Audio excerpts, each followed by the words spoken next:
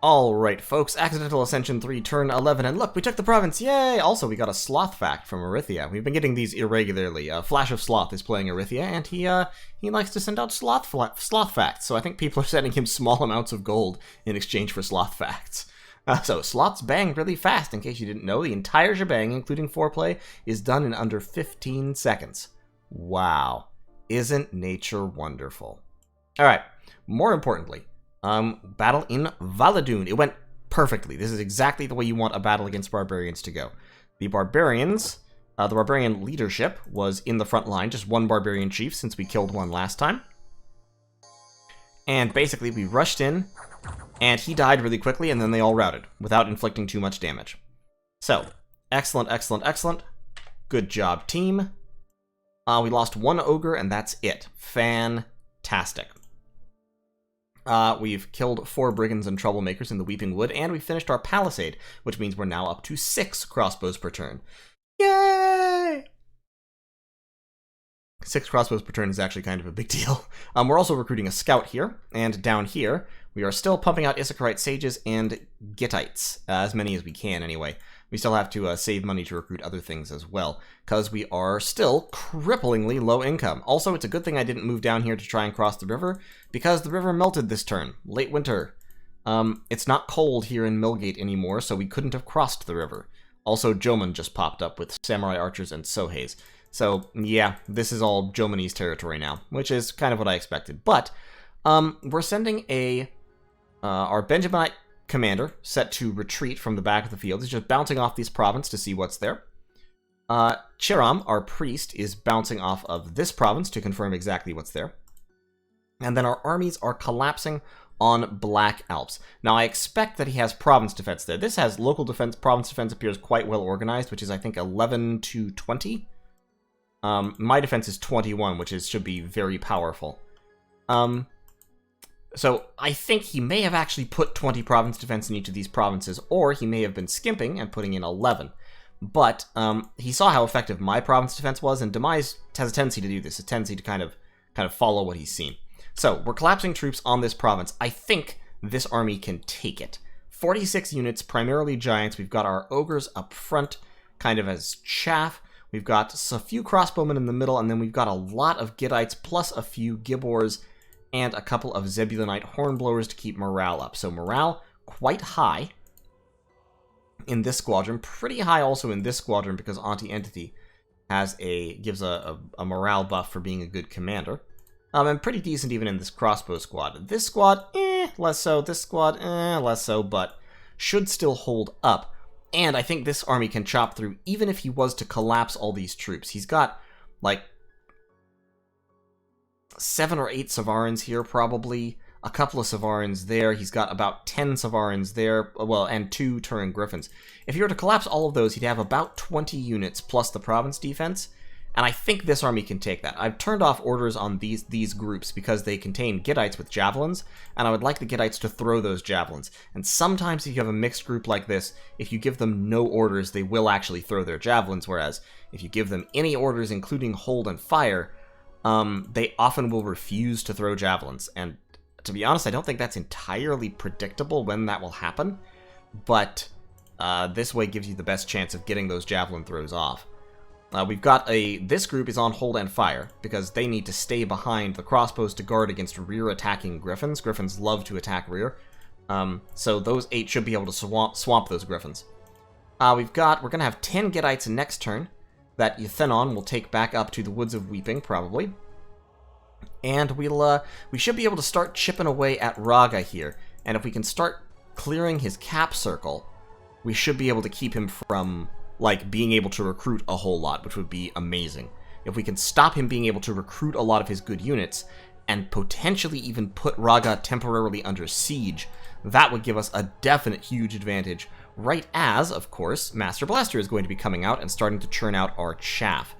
We will hit Blood Magic level 2 next turn. Down here, we're recruiting 3 Issacharite Sages again. They are old, so they do get diseases in late winter, which is really unfortunate, especially because I have no growth in my Dominion, so they get diseases even more. But even so, even if they only live a year, paying 45 gold for that many research points, I'll take it. I will definitely accept it. Especially since I do have Drain. Might be worth it to get a couple of Issacharite Sibyls out. Instead. Yeah, let's actually get another Issacharite Sibyl real quick. And that saves us 30 gold, so we can use that 30 gold to recruit another Gittite, or we can do a Zebulonite and a Naphtali. There we go. That'll give us that morale bonus as well. Morale is super important when you're dealing with armies this small. Shimshon and Gedalia still preaching. I actually don't know why they're preaching, because I don't really want to spread my dominion, so just stop that. Just stand here, defend. Actually, hell, go with the army. We'll take those crossbows, we'll take those with, and we'll take these two guys with the army so they can cast Bleed on people. Bleed is a great spell to cast on people. It makes them bleed. And yeah, that should give us higher odds of success. We have 21 province defense here. Ironically, this province defense is actually worse than what the province defense was. And if he decided for some reason to attack with this unit as my army moved out, he might actually beat my 21 province defense and 6 crossbowmen. Like, it's possible. He'd probably take a couple of casualties doing it, and I should be able to counterattack with the Gittites that I'm recruiting, but he might be able to lock this fortress down temporarily. However, in doing so, he would be extending his troops into my territory here, and I think I'd be able to just go into Ragga at that point against his province defense. I don't think he has the research for his Arch-Seraph to actually be useful fighting me, so I should be able to clear it out. And he, like me, he has not been recruiting many mages. Just Savaran Guard. In fact, I think what mages he has are out sight searching and not really accomplishing much. I would like Zariel. Let's set Zariel back here where the province defense would be. Tell her to patrol so she could tangle vines. Or actually, no. Let's have Zariel move down here so she can sight search this province for nature and astral. Because I need sights. I need gems. I gotta have those gems, man. I gotta have something. But yeah, I think we've got Ragga on the back foot. I think we're definitely going to be able to accomplish something here. I kind of hope he brings all his Savaran Guard down here, because I think if we engage all his Savaran Guard in this province, I think we'll beat them. And even if I lose a lot of my troops doing that, his Savaran Guard, I think he's having just as tough a time replacing troops as I am. And so we should be able to get something done. I don't know how many provinces he has up here. Also, that's Phlegra. So I've found Phlegra now. I'm going to try to remain peaceful with Phlegra. I'm going to try to take, basically, I'm going to try to replace Ragga's border with my border with Phlegra. And hopefully we can all be happy and peaceful and not fight each other. And I can get some provinces to start blood hunting in. And once we have that, Wasteland, of course, I can research Blood level 3 and start churning out Seir, and I will rapidly transition to replacing my army with summons. That don't require upkeep. That's the critical part. They don't require upkeep. So, that's the turn. It's actually been a pretty good turn. I'm feeling better and better about this game. Now, obviously, it's turn 11, and I have 5 provinces. I'm not going to win this game unless a miracle occurs. But I think I have a shot at accomplishing something. Very strong and well-organized is over 20, so yeah, quite well-organized is 11 to 20. And I suspect he has quite well-organized in all 3 of these provinces. But in any case, thanks for watching, and I'll see you all in turn 12. We'll see how the big battle goes. Ha, big, quote-unquote. Ladies and gentlemen, welcome back to Accidental Ascension 3, turn 12, and here's your daily sloth fact from Flash of Sloth. All sloths have 3 toes, the difference is on their hands, so calling a sloth 3 or 2-toed is very misleading. Interesting. Things we never knew. However, this is the important bit. And look, I just finished researching blood magic, and then Master Blaster, the god of Gath, the leeching darkness, eater of filth, master of suffering, prince of ashes, has awakened. Fantastic. So he's over here. He's binding some bone fiends up. And there was a battle in Black Alps. So in Jaburnia, we bounced. He had some Savaran guards there, and 13 province defense. We bounced a guy off Golem range. He has 20 province defense there. And we attacked Black Alps. And in Black Alps are the combined army, the mighty Royal Army of Gath, containing 3 Gibbors, a little over 24 Gittites, and a random scattering of crossbowmen and a few ogres, is facing off against the army of Ragga, containing 9 Savarin guards and 20 province defense, plus 2 Turin griffins. 20 province defense here is actually pretty scary, because these are crossbows and heavy infantry. So this is pretty decent province defense.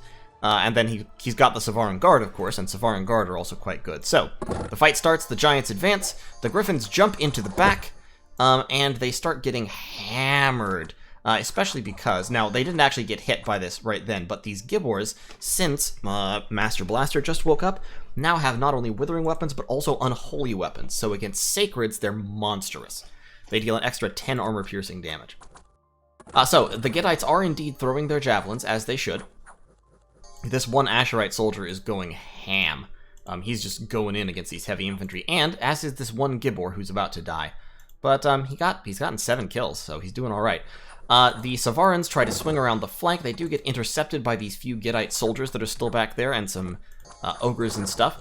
And the Gittites, and particularly this Gibbor, do really, really well holding them off. This Gibbor basically holds off 2 of them for a couple rounds, and we manage to chop through the heavy infantry, surround and destroy the Savarins, and then sweep forward into the crossbowmen. We take casualties, but we win, and the enemy province defense routs.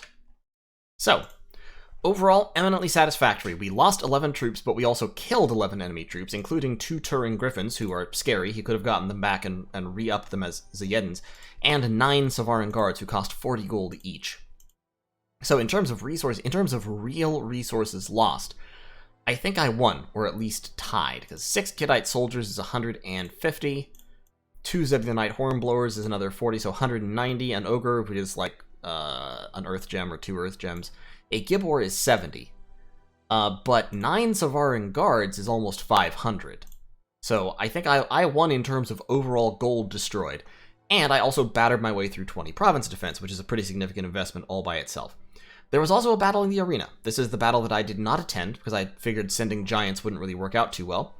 And we had a hero fight an assassin, beat him up. This is Pythium's special hero, Hierogalus, who is an old man. That's like his defining characteristic, is that he's old. But in Worthy Heroes, he gets buffed, so he auto-casts Personal Luck. And his Light Lance does 45 extra damage against giants, plus 15 armor piercing against standard soldiers. And he has this Poison Bite, which, oddly enough, is MR negates, and that's true of all of Pythium's Serpent units, I believe, which is weird. So Hierogalus fought his way through an assassin. We had a Raggan Madman, so Ragga just sent like a throwaway crap dude, beaten by a commander of Ulm, and this is actually Ulm's prophet. And that's important, because then we have a Mictlanese scout murdered by Hierogalus. We have an Archocephalian mystic carrying a Sword of Sharpness murdered by Hierogalus. We have a Mannish commander, just a basic indie commander, murdered by Hierogalus. We have a Vanhers murdered by Hierogalus. And this was like, Vanherses are like real units, but remember, ×3 versus larger beings, I guess he doesn't get that extra bonus, but it does do 15 extra armor-piercing damage when he hits with it. So, these two kind of have a wet slap fight for a little while, because, fuck yeah, or Hierogalus, has a lot of defense skill. Like, a lot. His base is 16, mounted bonus, shield parry bonus, because he has an enchanted shield. It's very, very solid. So, this Vanhers can't actually really hit or hurt him, and he gets through, eventually. Yeah, bam, 1 round, both 2 hits. What was it? Missed Vanhers, hit for 0 points of damage. Hit in the shield, missed. And then hit with the lance and hit with the heroic damage. So yeah, it was the heroic damage that got him, since it cuts through prop very efficiently. And then Hierogalus went up against Ulm's prophet. And Ulm's prophet, if we remember, Ulm's god actually has blood. So as a result, and his smite spell is Claim Life, which is just straight armor negating damage to the face. So Hierogalus just gets his life instantaneously claimed by the prophet of Ulm, and Ulm wins the arena and receives the Harvest Blade, which is an artifact weapon that sends you berserk, and I believe it chops off people's legs. I think it inflicts a cripple when it hits somebody, I think. In any case, it's not super impressive. But we've managed to take Black Alps. We've set Ragga back on their heels. They've got about 20 Savarin guards there. That's an 800 gold investment. If they were to charge all their troops in, These Turin heavy infantries, Savaran guards, they have Azayeddin back here, and then their 20 Savaran guards. If they were to charge into this army, they'd beat it. So we're going to fall back. The goal here is to actually draw them into putting all their troops here, and we can push our army back up this way. So all of these troops are going to run back to the Woods of Weeping. We're just going to put 1 point of province defense here just to make sure they can't cap it with a scout. We do get a Gittite commander for our 1 point of province defense, who's pretty decent. Could get a kill. I'd like to keep this province. I'd really like to keep this province, actually, because it has crossbows and decent recruitment points, but I can't. But, in any case, that will, we're still pumping out crossbows and a scout per turn up in the Woods of Weeping. I don't have the money to do anything or upgrade anything, but Master Blaster is now binding Bone Fiends. This coming turn, we'll recruit a Sage and a Sibyl. We're also starting to recruit Gibbors and a Zebulonite Hornblower. And so the way we're going to do this is we're going to pump out the Bone Fiends. We're going to have the Gibbors behind them. And as the Bone Fiends charge forward and die, the Gibbors will filter into them and provide a counter to Fire Elementals, Zayeddins, etc. We'll also have a Hornblower with the Gibbors in order to keep their morale up. We're going to have them led by Yadonai. So the Yadonai can lead 30 Bone Fiends plus 10 other units. So basically 2 turns will give us a Yadonai's worth of troops. And so we have 110 gold locked up in our Issacharite recruitments. So next turn we will recruit a Yadonai, give him our Bone Fiends, and 6 Gibbors plus 2 Hornblowers, and send him on his way. Or possibly, a Zebulonite Hornblower is 20 gold. We might be able to put in 1 Gittite as well, because we only really need 1 Hornblower per... having 2, not bad. We'll go ahead and give him 2. So I think with that, we should be able to churn out a fairly respectable small army every other turn, and use them to help support our troops. Yuthenon will move up there, join up with Auntie Entity's army, and then we'll push towards Ragga. We need to keep Ragga under threat, basically. So I'm hoping that what happens is this turn, there's a couple things he could do here. He could send these troops to attack Valadun, and that would be perfectly valid and even a good idea for him to do. Jaram can come back. I don't have anybody going down there, do I? Why do I have something pointing in that direction? You're binding Bone Fiends. You're moving up there. Who's moving to... Oh, Zariel was moving to Site Search there. We'll just set her to retreat. That's fine. Yeah, just retreat. From back there. Okay, so if they attack, she'll get to run. We've made contact with Phlegra. We are peaceful with Phlegra. They have a whole bunch of Mouflon Cataphracts, which is pretty good units. Like, very, very efficient heavy cavalry, albeit low morale. So, we're going to have our troops gathered up here in the Woods of Weeping. That more than replaces our losses, and so we'll just slap those into Auntie Entity's army and have Auntie Entity go in with about 60 units. Or 50 units. And that should be enough to push through this province, as long as they bring some troops down here. I'm hoping that either they collapse their whole army down there, or they send, like, a scout and it bounces, because I put 1 point of province defense in. That's what I'm hoping. If they... And those seem like the 2 most reasonable options to me. It looks like he might be trying to blood hunt, and he does have a palisade up. He also has more provinces than me, obviously. 1, 2, 3, 4, 5, 6, 7, 8 that I can see. I anticipate he probably has at least one of these. Possibly these 2 as well. So he's probably up to, like, you know, like half-decent expansion, which is sort of weird that I'm winning this war. But I think I can do it. I think I can take him.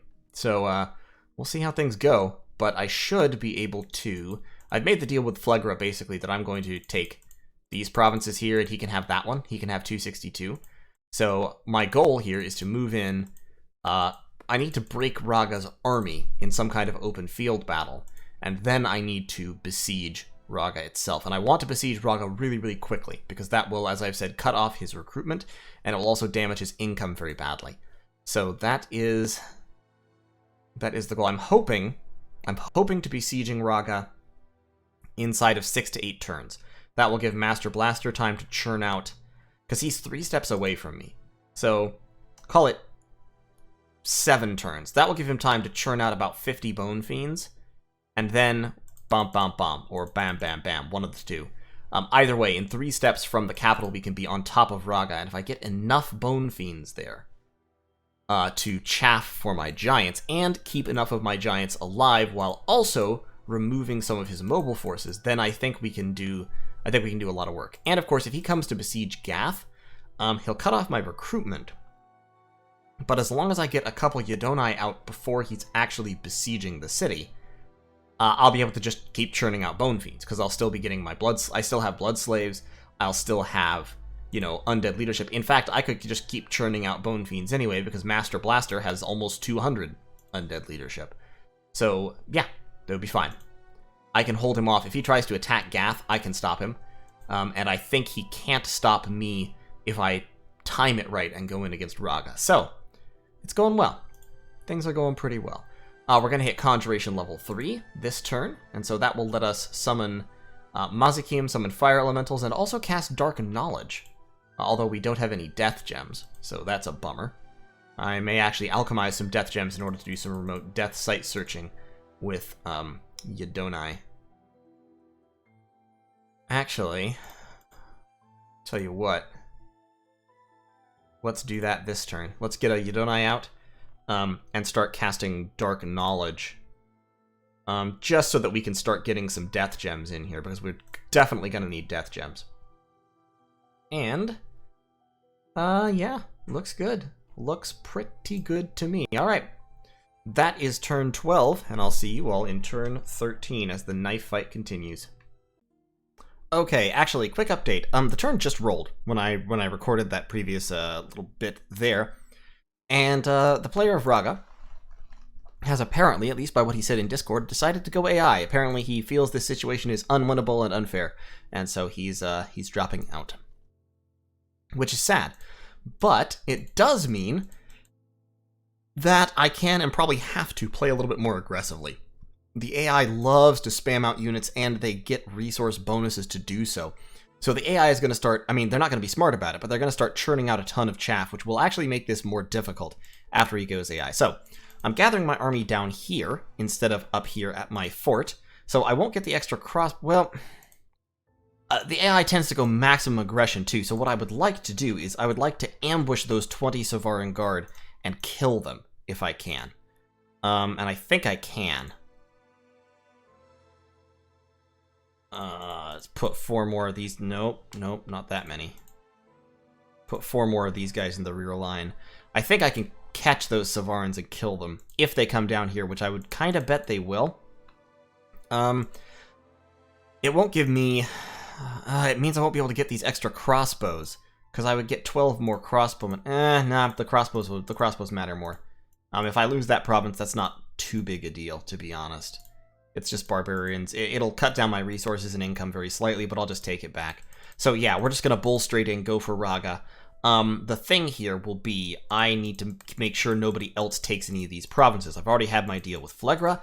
Now I need to make a deal with whoever it is that's up to the north of Ragga. And I just need to move fast to make sure I take as much territory as possible. Once I have him under siege here, the AI probably won't try to break out. So I think this army over here, plus 12 extra crossbows, can probably push over and put Ragga under siege immediately. That's the hope, at least. And then I can just push in my Bone Fiends as rapidly as possible to take other provinces and move in there. He does still have that 13 province defense here, so I will need at least a couple turns of Bone Fiends plus Gibbors in order to take that.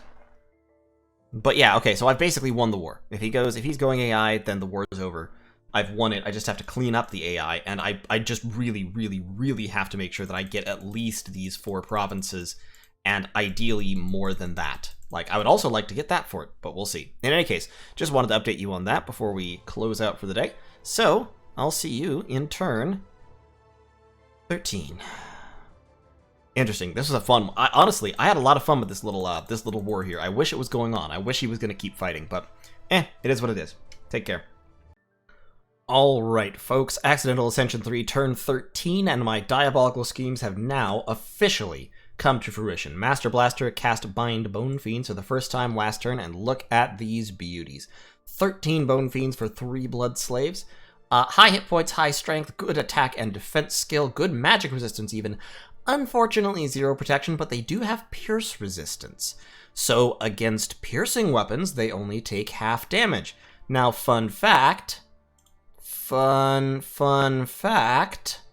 let's look at Ragga's units. You may notice the lance charges are piercing weapons. Now, the hoofs are blunt, and the broadswords are slashing. But the lance charges are piercing, and the Turin heavy infantry, well, they have slashing damage, so, you know. It's not all good, but the projectiles are piercing damage, and the lances are piercing damage. So, Bone Fiends are actually a little bit more resilient than it looks. That said, that 0 prot does definitely categorize them as chaff. However, they are chaff that does damage right back. 2 15 slash damage attacks per Bone Fiend is not inconsiderable. They can hurt Raggan units, albeit not super quickly. The main thing that's good about these guys, though, is that A, they're chaffy. I can use them to tank for my Gibbors and my Gittites, who have high damage, lower damage density attacks, and they generate a ton of siege strength, because each of these guys is 2.3 siege strength. Boy, I can say words. When I summon 13 of them, I'm essentially generating a little bit over 50 siege strength per turn. Plus, of course, the Gibbors are 3.5 each. So I'm recruiting those 3. So overall, this 63 siege strength just comes from this turn's recruitment, basically. Well, almost all of it. In any case, I've got Shammai, the Yadonai. He actually has Undead Leadership 60 because he randomed Death level 2. So we're going to just pump out the Bone Fiends for 3 turns or so, probably. This army is moving into Golem range because all of Ragga's army moved south to Jaburnia. So they can't get back to Golem range in time because of the snow. The snow is imposing movement penalties. So if we look at map move, you can see that snow is +2, 6 +2 for each province that they move, that is. So they shouldn't, with the Turin infantry, they won't be able to jump back over to Golem range. They could probably make it if they leave the Turin infantry behind. But that would have only 20, maybe 30 Savaran Guard, but I don't think so, plus whatever Turin heavy infantry they have here, and their province defense, facing off against over 60 of my units, including 24 crossbows, which are very good at killing heavy cavalry, and a big old line of Gittites with a couple of Gibbors in the middle, and a Hornblower to keep their morale up. And then, of course, I have my backline protection of 15 Gittites to defend the crossbows, and I have anti-entity spamming claim life. So I think if they try to fight me in Golem range, I think I'll win. But even if I were to lose, and while inflicting significant damage on his army, the Bone Fiends and Gibbor combination would keep me in it. Like I said, 2 or 3 turns. 3 turns is the maximum that this guy can lead because he only has 10 standard leadership, so he can only lead up to 10 Gibbors. But I will also be sending a priest with him in order to bless those Gibbors, so the priest could also lead some of them. So we'll cast Blessing and then stay behind troops, cast spells, just cast Blessing 3 times. It's about all you can do, really.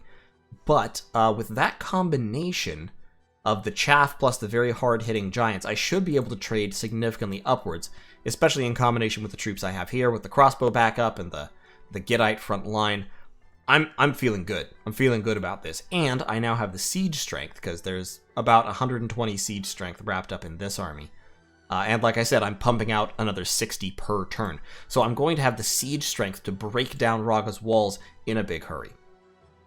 Now, I don't know what Ragga... I don't think Ragga's gone AI. Ragga has not gone AI, so he's still holding on. Not sure if or when that will happen. But the important thing here is that I'm definitely on the upswing, which is funny considering that Ragga has like a bunch more territory than I do, but you know how it is. It is what it is, I suppose. Ignore that. In any case, we're doing well. He's recruiting Turin horse archers over here in the Mighty Pillars, which won't really help him against me because all of my troops are shielded and giants. He has got pretty decent expansion over on this side. He's taken Dragon Ridge. I want to see exactly how far he's gotten. But like I said before, I'll be content if I just get like this. Like this and that. I would be content with that. I would like to also have the Mighty Pillars in the other provinces nearby. But if I don't get that, that's okay. However, I can go straight from Golem range to the Mighty Pillars, And the Mighty Pillars, of course, only has 100 wall integrity, so I might be able to, in a few turns, launch a strike up there and break that in one turn with a pile of Bone Fiends and capture it. We'll see what we can do. In any case, recruitment this turn, I'm recruiting an Issacharite Sage and another Sybil. In research, I'm going down to Thaumaturgy 3 right now because that gets me Panic and Haruspects and Augury, which will so some of the remote site searching spells. I'm considering, though, cutting that off early to go into Alteration more quickly, because with Bone Fiends having no protection, it's really, really valuable to be able to cast Wooden Warriors on them, because that gives them 10 protection. And 10 protection plus their 15 HP and their resistance to slashing damage, to piercing damage, makes them a lot more resilient than they are with 0 protection. I mean, it's an average of 10 damage less per hit, which is a big deal. It moves them from surviving, like, maybe 1 hit from a sword to probably 3, which is a huge deal. It's less of a big deal with, like, Gittites, but even so, it'll kick their prot up nearly to 20, which will make them quite a bit tankier still. And, of course, on Ogres, it doesn't have any effect. Actually, what's their nat prot? Yeah, 1. So yeah, it would kick their prot up significantly. And it would even kick Gibor's prot up pretty significantly. Probably kick them up to 17 or 18. Which would be very solid. So yeah, having that might be useful, but I need like a full-on communion to make use of that. Right now, I only actually have 3 Astral Mages in total. Master Blaster could cast Wooden Warriors, but he's too busy spamming out Bone Fiends. So, yeah, let's do that. And we will, we're recruiting 3 more Gibors and a Zebulonite Hornblower, and I may actually launch Shammai off next turn. That would give him about 30 units all told. He has 16 right now, so yeah, it would be 32 units in total. And over 100 siege strength, so that would be actually a pretty substantial little army. As long as this army can keep kind of dancing around faking out, he might be able to go up here to the Mighty Pillars, break it, and capture that fort, which would be very, very handy. But in any case, overall, I'm feeling good about this. Definitely feeling good.